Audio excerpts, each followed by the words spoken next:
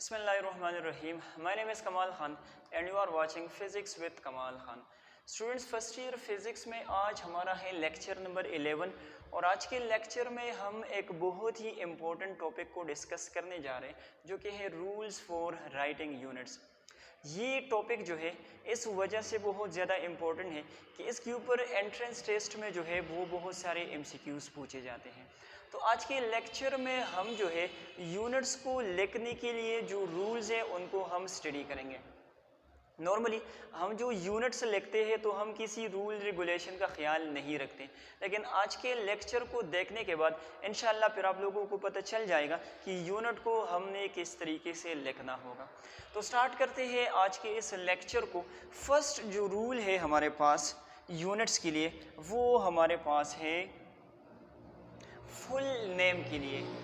अच्छा, अगर हमने किसी यूनिट का फुल नेम लिखना हो, स्टूडेंट्स आपको पता है कि हम full name of the unit भी लिख सकते हैं, इसी तरह से कभी कभी हम सिंबल्स का इस्तेमाल भी करते हैं। तो अगर हमने यूनिट के फुल नेम को लिखना हो तो याद रखिए यूनिट के फुल नेम को हम हमेशा स्मॉल लेटर्स में लिखते हैं। यूनिट के फुल नेम को हम हमेशा स्मॉल लेटर्स में लिखते हैं। मैं बिल्कुल एंड में जब ये मैं रूल्स आप लोगों को करवाऊंगा तो बिल्कुल एंड में फिर मैं आप लोगों को समझाऊंगा कि ये रूल्स हमने किस बुनियाद पर बनाए हैं, इसका हमें क्या फ़ायदा हो सकता है। ठीक है, तो जो फर्स्ट रूल मैं आप लोगों को समझाने जा रहा हूँ वो ये है कि अगर हमने full name of the unit लिखना हो, फुल नेम ऑफ यूनिट, तो वो आप लोगों ने लाजमी तौर पर स्मॉल लेटर्स में लिखना है। Full name of unit must be written in small letters. लेकिन यहाँ पर एक और इंटरेस्टिंग चीज़, must be written in small letters. अगर हमारे पास इस तरह से आ जाए कि जो यूनिट है वो किसी साइंटिस्ट का नाम है, जिस तरह फॉर एग्जांपल पास्कल है, जिस तरह से न्यूटन है, जिस तरह से हर्ट्ज है, तो क्या उसको भी हम इसी तरह से स्मॉल लेटर से स्टार्ट करेंगे? जी हाँ, बिल्कुल। कोई भी यूनिट, चाहे वो साइंटिस्ट का नाम है, चाहे वो कोई और यूनिट है, जो भी यूनिट है उसको आप लोगों ने स्मॉल लेटर्स में लिखना होगा। उसका फर्स्ट लेटर भी स्मॉल होगा और बाकी तो वैसे स्मॉल होगा। क्लियर है? तो must be written in small letters, लेकिन साथ में ऐड करिए even if it is the name of a scientist, the name of a scientist. Even अगर ये किसी साइंटिस्ट का नाम भी है तब भी हम इसको स्मॉल लेटर्स में एक्सप्रेस करेंगे। फॉर एग्जांपल अगर मैं यहाँ पर लिखता हूँ लेट्स से 10 न्यूटन का एक फोर्स है, तो मैंने क्या किया, मैंने इस तरह इसको जो है वो रिप्रेजेंट किया। क्लियर है? तो ये हमारे पास क्या होगा, ये गलत कंसिडर होगा। क्लियर? इसको हमने इस तरह से लिखना होगा 10 और सारे के सारे लेटर्स जो है वो हमने स्मॉल लिखने होंगे, तो फिर ये हमारे पास जो है करेक्ट वे ऑफ राइटिंग होगा। ये बात समझ में आ गई? जब भी हम किसी यूनिट का फुल नेम लिखेंगे तो वो लाजमी तौर पर हम क्या करेंगे, स्मॉल लेटर्स में लिखेंगे। इवन अगर वो किसी साइंटिस्ट का नाम क्यों ना हो तब भी हम इसको स्मॉल लेटर्स में लिखेंगे। तो ये हो गया रूल नंबर 1। बढ़ते हैं सेकंड रूल की तरफ। अच्छा, सेकंड जो रूल है बेटा वो भी फुल नेम से ही रिलेटेड है। अच्छा, वो किस तरह का रूल है? अगर हमने फुल नेम ऑफ यूनिट लिखना हो तो लाजमी तौर पर इसको हम रोमन लेटर्स में लिखेंगे। जो आम राइटिंग हम करते हैं उसको हम रोमन लेटर्स कहते हैं। हमने इसको किसी इटैलिक या बोल्ड फेस लेटर्स या किसी दूसरे स्टाइलिश वर्डिंग में इसको हमने नहीं लिखना, हमने जो है इसको रोमन लेटर्स में लिखना होगा। तो यहाँ पर लिखिए full name of unit must be written in Roman letters,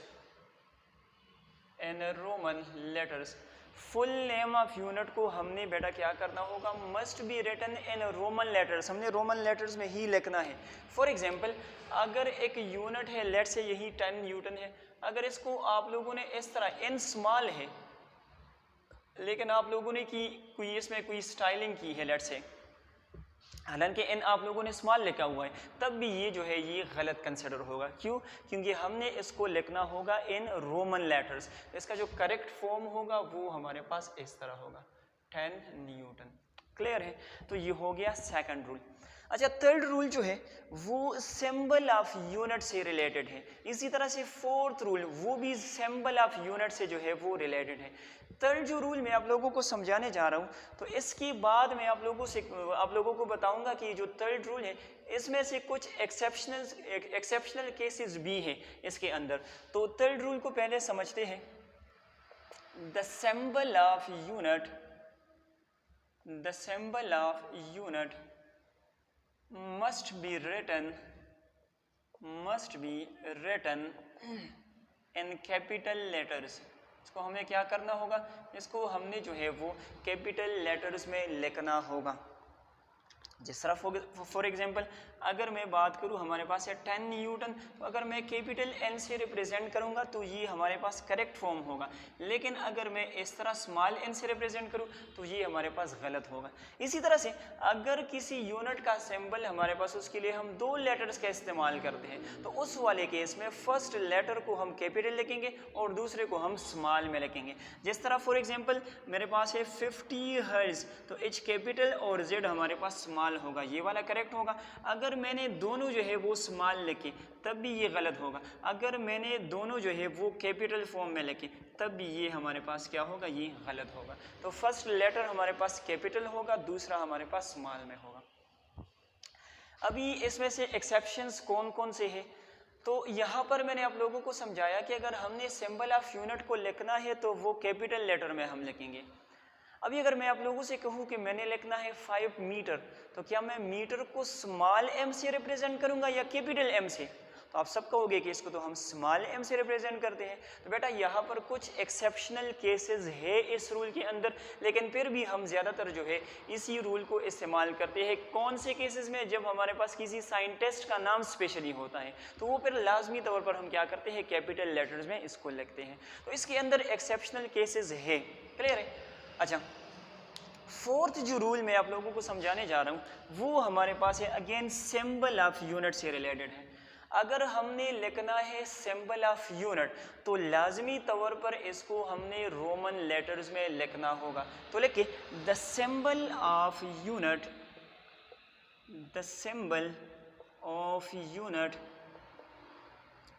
must be written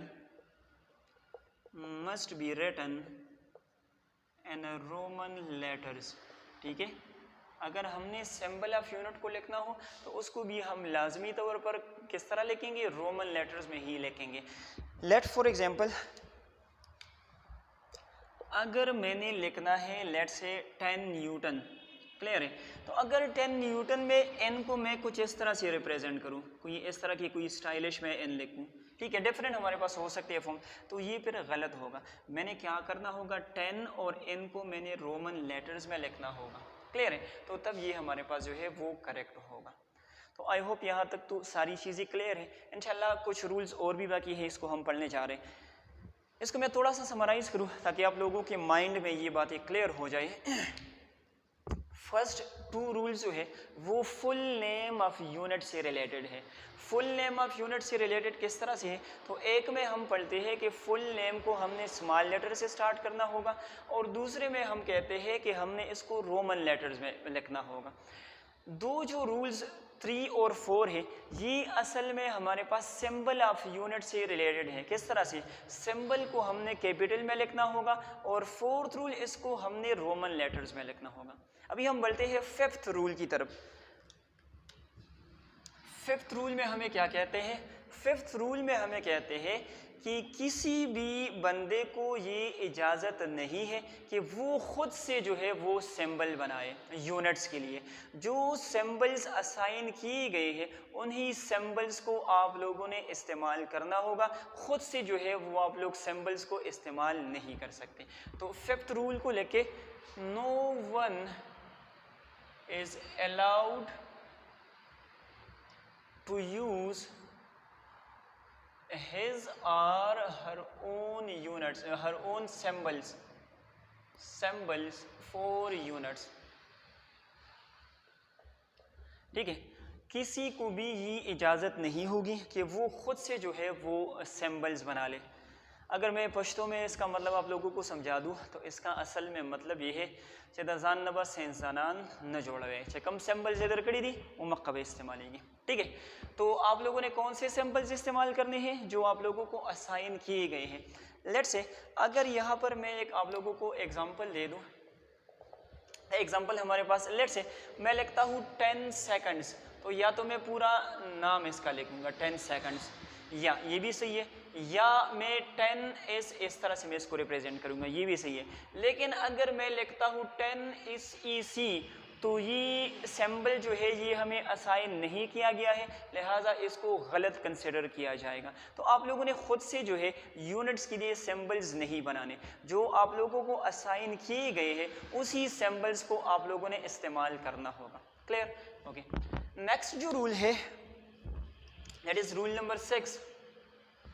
rule number 6 जो है वो हमारे पास है कंपाउंड यूनिट से रिलेटेड। अभी कंपाउंड यूनिट्स क्या होते हैं, तो ऐसे यूनिट्स जिसके अंदर लेट से हमारे पास टार्क एक क्वांटिटी है, तो इसका जो यूनिट है वो हमारे पास है न्यूटन इनटू मीटर। दो यूनिट्स जो है वो एक साथ आ गए हैं, इसी तरह से 2-3 कोई भी हो सकते हैं, इसको हम कहते हैं कंपाउंड यूनिट्स। तो बेटा कंपाउंड यूनिट्स के लिए जो रूल है वो ये है कि अगर आप लोगों ने न्यूटन मीटर है कोई भी इस तरह का एक कंपाउंड यूनिट है, तो अगर इसको आप लोगों ने लिखना हो तो इनके दरमियान में आप लोगों ने 1 स्पेस को छोड़ना होगा, 1 स्पेस को छोड़ना होगा। तो यहाँ पर लिखे कंपाउंड यूनिट्स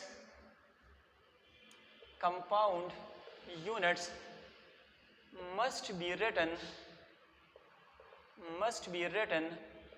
1 space apart।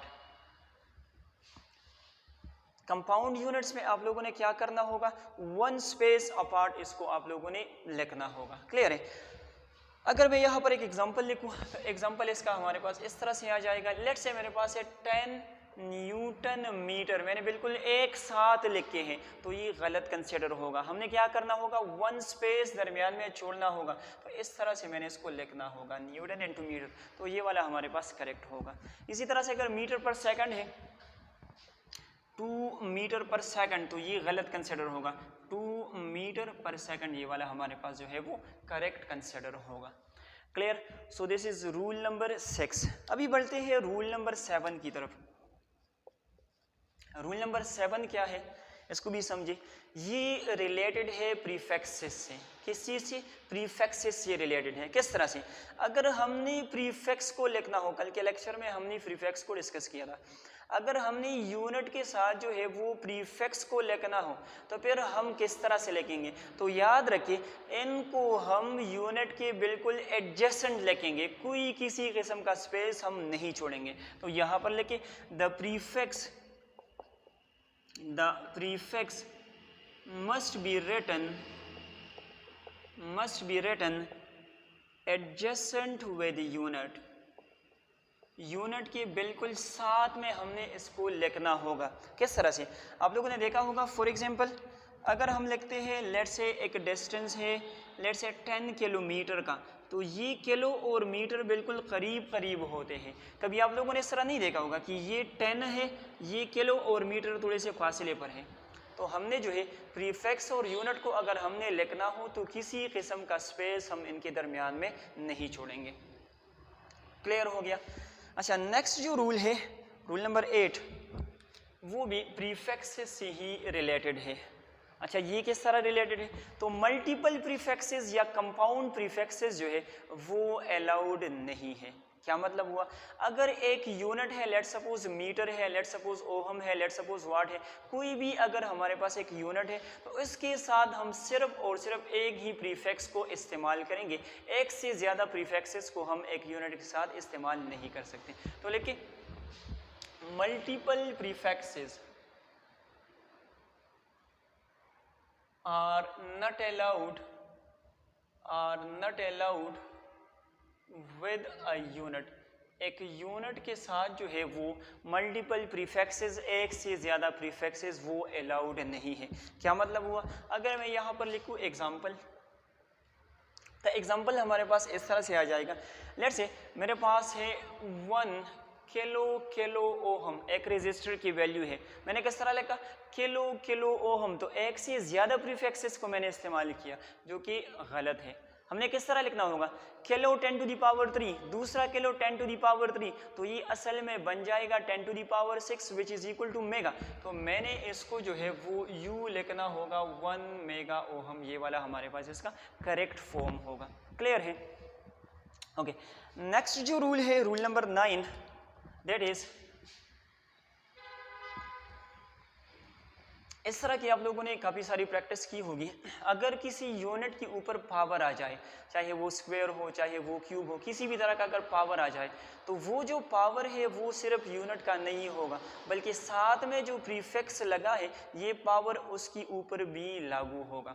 जिस तरह से अगर मैं आप लोगों को एक एग्जांपल से समझाऊं, न्यूमेरिकल्स में आप लोगों ने काफ़ी इस तरह की प्रैक्टिस की है। अगर आप लोगों से कहा जाए कि 1 मीटर को जो है वो सेंटीमीटर में कन्वर्ट करो, तो आप लोग क्या करते हो? इसको जो है 100 से मल्टीप्लाई करते हो। ठीक है।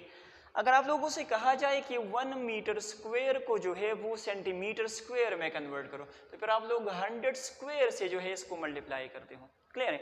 100 स्क्वायर आता है। इसी तरह से अगर 1 मीटर क्यूब आ जाए तो फिर आप लोग 100 क्यूब का इस्तेमाल करते हैं।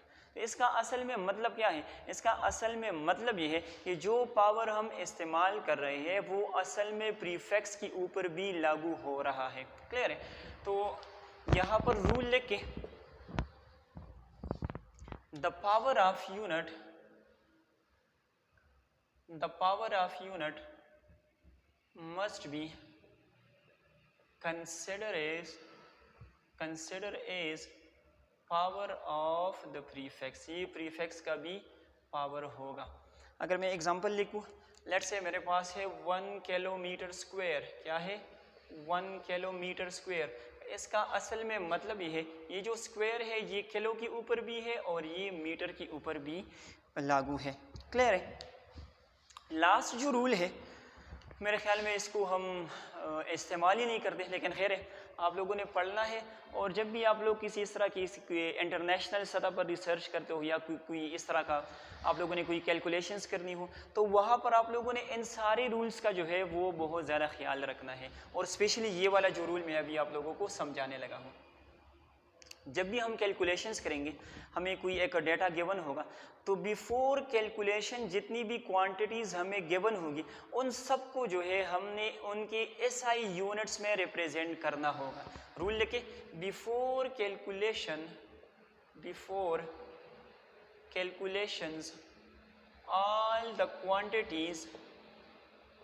all the quantities must be expressed